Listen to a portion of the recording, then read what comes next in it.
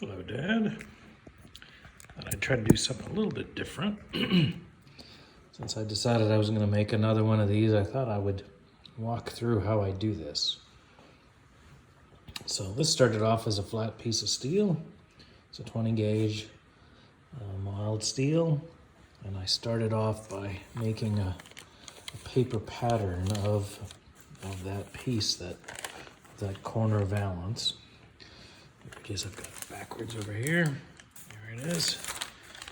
And then I've just laid that out, and on this pattern I marked down a couple of key pieces. So if you look at the profile of that corner valance, this is a curve. It follows this curve here. This is on the opposite side.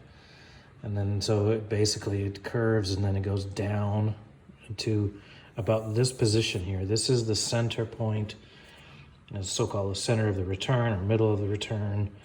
And that middle of the return is where it changes directions.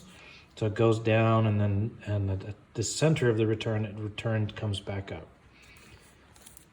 So the middle of this entire curved piece is about here. So this is when it starts to change from going this way to starting to go that way. So that's an important point to know.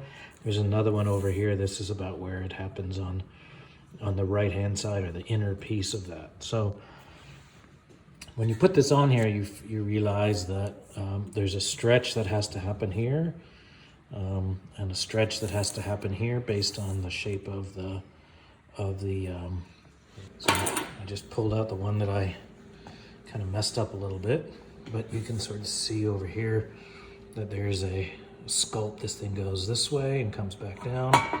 So the shape of this bulbous region here needs to be created by stretching along here, and then it stretches progressively less and less till you get to about the middle of that return, and then it starts to be formed. So it needs to be stretched to put more metal here.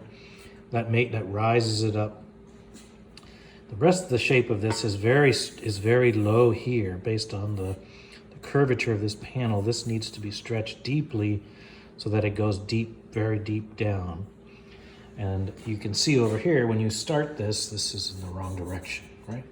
So this needs to go down. So my first thing was I just wheeled along here. That's all I did to stretch this part of the panel, and that brings it up. I haven't touched any of this part. This is the edge, the flange. The next thing I need to do is to actually go and shrink this flange here. This flange needs to be shrunk, and shrunk enough that it actually starts to adopt that profile. So it needs to come in more down in here, and I just use a shrinker to do that. That starts to create this type of shape here, and then that will help to do that. So when I stretch here, there are other things that happen in this panel. It starts to go hollow here, goes down. So I need to also stretch this edge. That's to bring it back up.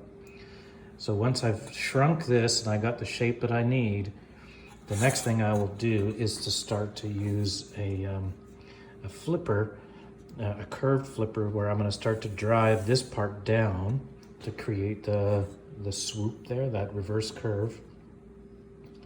And then it'll start to come back up. So it'll be, I'll see once I've shrunk this, I'll show you what that looks like. Okay. Okay, you can see I've started doing a little bit of shrinking along here with the shrinker. And I've started to do a little bit more stretching along here. These walnuts here basically come from a sandbag. So I take a sandbag, I use a stretching hammer, and you can see it's got sort of a nice, smooth, deep face. And when I hit it into the sandbag, I get the stretch in that direction. Now that it's stretched, what I'll do is to go put this back onto my my wheel, and then I'll smooth this out, and this stretched metal will just pop up here as I smooth out the walnuts. Of course, everywhere there's a walnut, there's a stretch, and between these it is not stretched. So all that needs to be just sort of merge together, and so that you have a nice smooth. But you'll see that's much more efficient to get a stretch than to put it onto the wheel, and you can get it there quicker. But you can certainly overdo it as well. So that's why I'm just doing a little bit here. One of the things I tend to have a trouble with on this panel is to keep this line vertical. It just seems to want to wander and bow out. So I've sort of unbent it, and I'll have to try to figure out, make sure I get the right line in there before I start to bend that flange over. But more later. Okay, Dad, here's the next installment. What I've been doing is making sure I can try to get a nice vertical line up and down here. So on this flange, this was all sort of a big bulbous shape this way, and I've now started to get this in the right profile. So that's my profile gauge A, which is in the over there. Once I get that A done right, then I'm starting to get close. When I turn this over to 90, it will actually change the shape of this. It'll pull this back down, so that you kind of need to know that. Then the panel then takes this dip this way. And of course, after all the things that I've done, basically just give you a big put over here. So what it needs to be done is you need to sort of drive this down. And the way I do that, I use this flipper, which is just a smooth place. Heavy hammer that's flat, and it's got a curvature on it so that you can not put any dents in it as you start to shape it into this. And so I just hammer this into the sandbag until it adopts the shape that I need. So it needs to go deeper, a little lower here, and it needs to go deeper here. And then once that's done, then I'll start working on the bottom. The bottom needs a huge stretch down in here with the blocking hammer into the bag. So it needs to stretch and go back. That's so that I can create the shape down in here. That all pushes out, and that needs to be stretched so that it can make that turn. There's some more stretch that has to happen along here too. And then overall, and this is one of the things that I find the hardest thing, is it needs to have this, even though it's shaped this way, it also has to have a shape that goes this way, because that's the gentle shape of the vertical panel. So I find that that's one of the most challenging things. This part is easy, this part's easy. It's the reverse curve, trying to get it to go that way, that's I find the most challenging. So I'll just keep on going. Hello, Dad. I've been making a little more progress on this panel. So it was from before. So the way that this thing sits, it sort of needs to curve in and out at the bottom, or it needs to go back at the bottom. So just the way I'm holding it now. So that requires that there be a stretch, that this be longer up at the top than it is in the middle. That way it'll go that way. In the same way, it needs to be longer here so that it dips back down. So I haven't done any work down here yet. What I've been doing is doing a little bit of stretching up in here and then blending that over here so that it looks relatively smooth. So if we're just looking at it here, it sort of fits right about there. And so it's a little bit, oh, it's not quite right. There we go. You can see that I'm not quite got it quite right there. I just got a little bit more to go into the middle. And then of course it's still too low or too far up at the bottom. So I need to then stretch the bottom to get that curvature. So there we go. So a little bit more progress, and I'll just keep on working on this. Hello, Dad. This is the outcome of the next installment, number 15. I think this one will do the trick. After I showed you last time, I spent a fair amount of time just trying to get sort of the shape worked out. In the end, when it was all done, I had a little too much stretch down in this corner, so I had to use the torch to shrink that. And it's held in there pretty well. I think it'll be just fine. So my next plan is I have just to finish the bottom of this flange. I'll get the curvature just right with the shrinker and the stretcher, and then I will I'll basically make a cut along here so I can have a smooth curve for welding, and then mark my cut and cut that metal. Probably, actually, before I do that, I will finish turning that to make sure that there's no more adjustments after finally turning that to 90. I guess it's a little bit more than 90, but in any case. So that's it. That's the, it was a grand total of, I'd probably say 10 hours or so. More than I thought it was going to be, but this final fiddling is just incredibly time consuming. So anyways, I'll show you when it's the next stage, and we'll see whenever that is. Okay, there it is. I've trimmed up how I want to cut this, and I've drilled a hole for the pass-through. Needs to be at least one size bigger, but until I actually do the bottom cut, I'm gonna wait until it's exactly right and weld it in before I make it one step larger. And then of course it'll need to, there's a tube that needs to be welded into there, and I've done a little bit of just gentle punching here to push this back, which is how it was originally. And so it's coming along. Well, Dad is not going back again. I managed to cut that out. Here's the replacement. Sort of loosely fitted. Doesn't look like it'll be too bad. I got some trimming to do and getting it to fit nicely. But there we go. There's the, you know, I had somebody say, hey, you know, you should sell these things now that you know how to make them. I says, yeah, I'd probably be making about 50 cents an hour for all the time that went into it.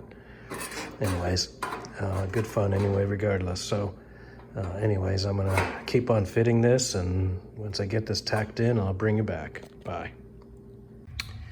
Hello, Dad. There you go. You can see, got out here and just start tack welding this piece in. Pretty happy so far. I got a little cleaning up to do before I come in and do a clean sweep on here. But it all looks pretty good. So anyways, that's just a quick update, and I'll bring you back here when everything looks to be all finished. Talk to you soon. Bye. Hello, Dad. This morning I finished tacking that last night.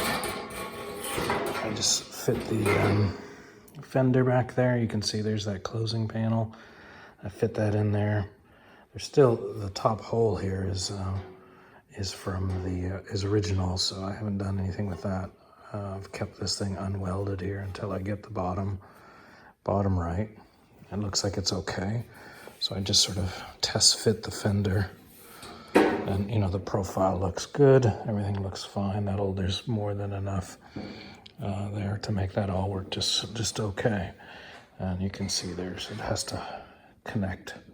There's a little lip there for that fender washer and to mount. So all in all, pretty good. Everything looks okay.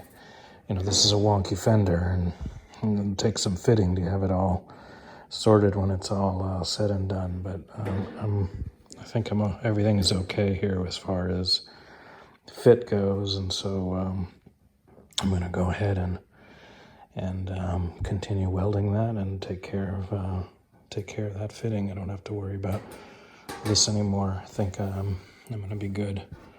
I can decide a little bit if I want to put in a little bit more on the bottom, but overall I think that's going to look okay. That'll do the trick. So you can see that looks just fine. Talk to you later. Hello, Dad. This is a different view than you're used to seeing. I'm sitting here standing in the middle of the trunk or boot. You can see there's my welds across, and there's the one that still needs to be done. I put all the pieces together for this rear section, just sort of fitted them just for kicks. basically came to the conclusion that there's so much movement and play in all of these panels that you can't really just sort of pick one and pin it down with by welding or tacking. You kind of need to have it all mostly ready here to so that you can make sure that it's all aligned properly. So I think I'm going to stop now. I'm going to stop on this driver's side one, and it's all tacked in nicely. It's not moving anywhere. The closure panel looks fine. The pieces, the vertical or the horizontal pieces that go across here, they fit okay. And then there's another closer panel that fits up here, and that fits okay as well. But you know, anything that I do to one side is going to affect the other side. So I've decided that it's time to go back to fabricating that closing panel, or this now passenger side end piece. And once that's done, get that welded in. And then once that's finished, then I'll be able to go back in here and start to make make a bunch of measurements and make sure everything is squared and all fitting properly, and then start to lock it down. It's amazing how much flexibility the rear frame here has once you've removed a bunch of these tack welds that was holding it together. So I think I'm going to stop it here and call this a successful driver's side rear apron fabrication panel. And now it's time to do the other side.